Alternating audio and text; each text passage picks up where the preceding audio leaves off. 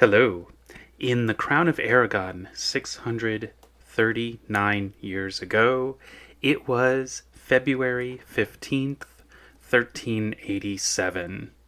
My name is Jonathan Seyfried. I'm a PhD candidate in history at the University of New Mexico, and this is the Historian's Notebook, a podcast about how history gets made.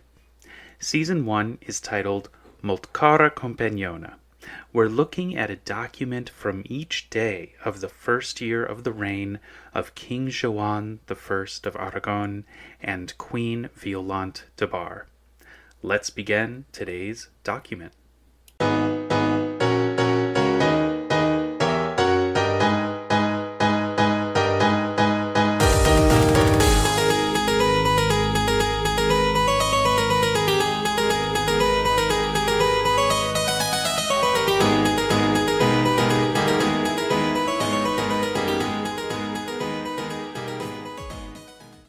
All right, folks, you ready for a time warp? We're already in a giant time warp, but even further, or I guess even more winding.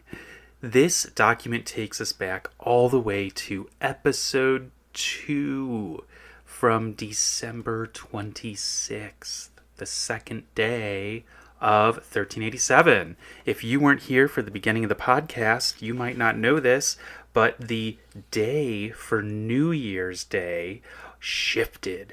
And in some places it was all the way in March on Annunciation Day.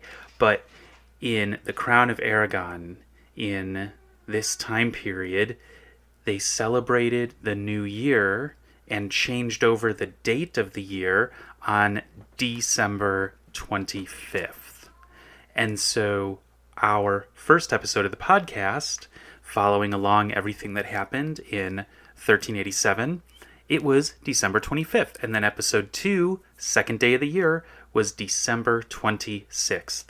And on that day, Joan wrote a letter to somebody who he started the letter off as Maestro Caro Amigo.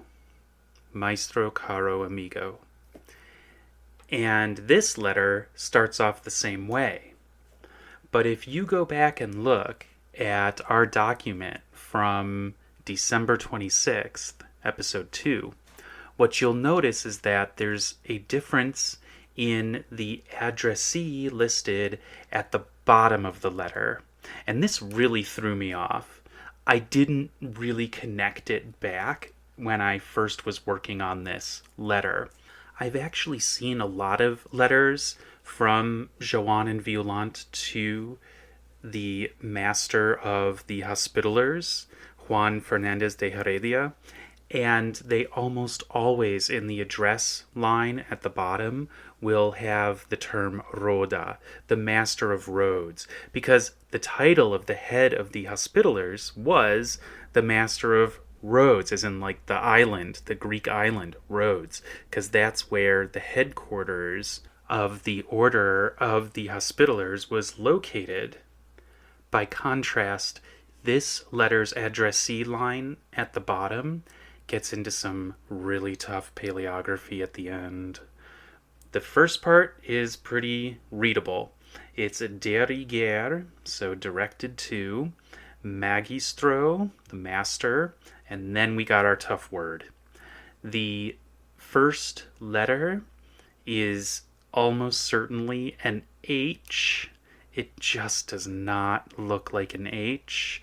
But if you compare it to the, sixth word in the third to last line, it's there saying habemos.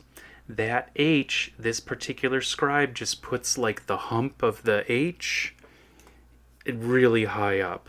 And so if you compare the H there to what we see at the beginning of this last word of the line, it becomes a passable H and a better contender for the letter H than as it would be a contender for any other letter. And then the O is sort of clear, and then the letter S, it just looks a lot like the P that follows it, but it's a little bit skinnier, so I think we can be pretty sure that this is HOSP. And then IT is pretty clear, and then the A is not clear, but it sort of follows the strokes that an A would usually have, and then LIS. I used ChatGPT for this letter, and I have to say, this is the instance in the podcast where I have gotten the most leverage out of what the large language model chatbots can do. Because while I could have gone through and Googled a lot of the stuff in here and figured out the same thing that ChatGPT retrieved for me pretty much, it would have taken me 3 hours, and ChatGPT was able to provide it in like 10 minutes at most. So first off, I wanted to just have ChatGPT run through some other possibilities for what this last word in the addressee line could possibly be, but ChatGPT came down on the same side of this as I did, that it's really got to be hospitalis, especially because at the end of the second line of the letter, we've, I think, got the word orden. So we're talking about an order. And then other little clues in the letter help out with that too. So Joan is writing to somebody that he calls Maestro Caro Amigo. The person could be identified as the master of the Hospitallers. And so I think it's just got to be Juan Fernández de Heredia. And I'm just really surprised to not see some form of Rhodes in the addressee line. So I'm still holding out like a little cautionary note here that maybe this is not Juan Fernández de Heredia, but I don't know. I'm like at this like 98% sure that it is. And then that can take us back to compare, to corroborate what we had from December 26th of 1387, which is, remember, before February 15th of the same year. And in that earlier letter, we've got a recommendation for some kind of ecclesiastical post. This letter takes that whole thing a step further. And again, it's ChatGPT that has surfaced some of this for me in a way that I honestly don't think I would have had the time to discover on my own just through Googling and so forth. What I learned is that the place name that is mentioned in the seventh line is near Teruel, and that place in the place in the letter is Villel or Villel, and that is a small town that is near the city of Teruel, and Teruel has been around ever since Roman times and was actually the site of a really terrible bloody battle during the Spanish Civil War in 1937. Teruel is about halfway between Zaragoza in the north and Valencia in the south on the coast of the Mediterranean. And it's a mountainous region, generally speaking.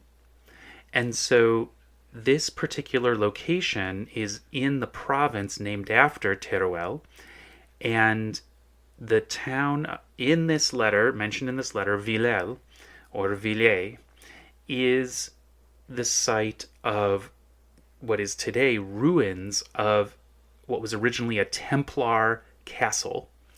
The Order of the Templars, the Knights Templars, when they were going strong, they had a castle in this town.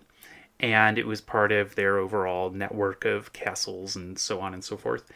And then the Templars were persecuted and started to peter out. and the Hospitallers took over a lot of their properties and territories, and this particular castle is one of those. So Joan in this letter is recommending somebody named Brother Alemany de Ejulve or Ejulve. And the last part of the name there is correspondent to the modern town of Ejulve. Ejulve. So maybe even at that time that U would have been pronounced as a V. In Latin, by the way, the U's and the V's are interchangeable. So Joan is recommending this particular friar for the command position of this Hospitaller castle. But then there's more. This particular posting was actually the first major assignment, the first major posting for Juan Fernández de Heredia himself, decades earlier. And so this is an interesting full circle moment, maybe rife with nostalgia, but I don't know if Joan is aware of that. My guess is that he is, because this letter seems to me to be pretty overflowing with praise, and it's a strong recommendation letter. I think in today's parlance, we would say something like, I recommend with the highest enthusiasm. And so possibly Joan is nudging at Juan Fernández de Heredia saying, I've found somebody that you would be proud to have in the post that you once held when you were starting out. So there's that little poetic resonance that honestly I would not have been able to connect very easily. It would have taken me some time. I would have gotten there eventually. But this is still a bit tangential to my main research question. I'm not really seeing much about the relationship between Joan and Villel together surfacing in this letter. Maybe something else will come along down the road and it'll trigger that connection. But I was able to leverage the large language model very beautifully to bring out some interesting details in this letter.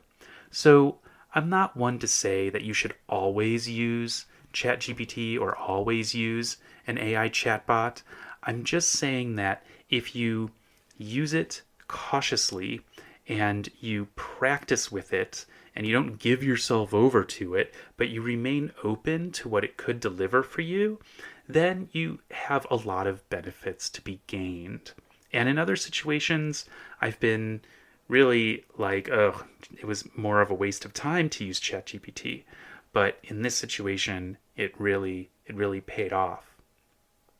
I also want to, one last thing that ChatGPT didn't really pick out, but I want to highlight, is that in a close reading of this document, I just want to note this word that to me is helping to think of this letter as invoking a bit more of an emotional connection, not necessarily the nostalgic twist that I was talking about before, but it's this word that is in that third line from the bottom where we had looked for the letter H and that weird way of writing H in habemos. And right afterwards, it's the word a corazón. And the last three letters are C-O-N, but the C has a cedilla, which makes it a soft C, which then could later be turned into the letter Z. And so we have some kind of reference to the heart here. unless I'm reading this wrong and there's like another definition. But that's what I think right now, is that there's this reference to the heart, that there's some kind of extra oomph emotionally that had to do with the deeds that have been carried out by this I think it's referring to the deeds of the Friar Alemany, but it could actually be in connection. Joan has some special connection to this friar emotionally, or it could be invoking the special connection between Joan and Juan Fernández de Heredia. So, not quite sure where the Corazon connection is, but it's there. And I just want to note that particular word and see when that word might come up again in future letters. Of course, there's still so many unanswered questions, like, did Fray Alemany de Ejulve get the job? And what happened to him afterwards? Did Villelante also correspond with Juan Fernández de Heredia, the master of Rhodes, the master of the Hospitallers, around these days? Was this particular person mentioned in her letters? Well, it's really hard to figure out until these become searchable. And as the paleography presents so much of a challenge, it's incredibly difficult to make them searchable. Although, with advances in optical character recognition and handwritten text recognition, there might actually be full text searchability of these in the not too distant future. All right. Thanks for listening to this episode of The Historian's Notebook, Season 1, Molt Cara Companiona. If you are leaving with more questions than you arrived with, I have done my job. Remember, the motto of The Historian's Notebook is dissatisfaction guaranteed. Visit the website to see an image of today's document and additional show notes, including links to little Wikipedia pages about all these different places, and also a link back to episode 2, where you can see the other letter to Juan Fernández de Heredia. And listen again tomorrow to hear about the next day in the first year of the reign of King Joan I of Aragon and Queen Violante de Bar. In the meantime, take care.